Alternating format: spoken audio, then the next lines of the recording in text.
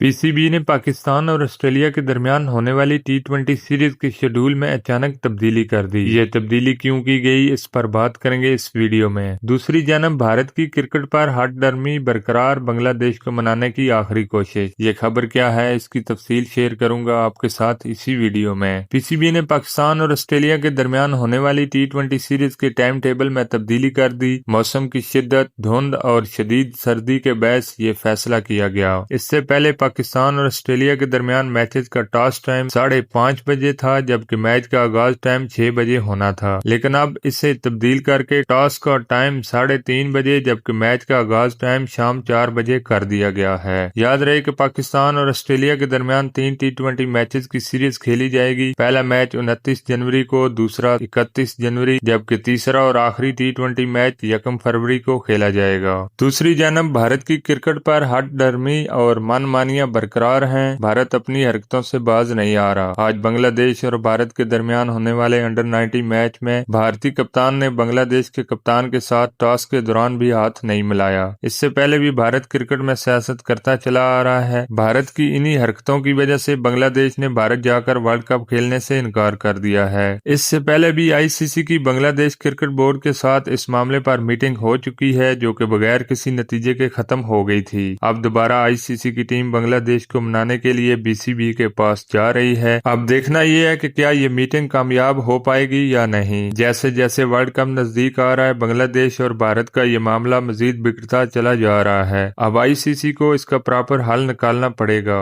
Video آپ کو کیسی لگی کمنٹس میں ضرور بتائیں۔ ویڈیو کو لائک اور چینل کو سبسکرائب کرنا نہ بھولیں۔ شکریہ، اللہ حافظ۔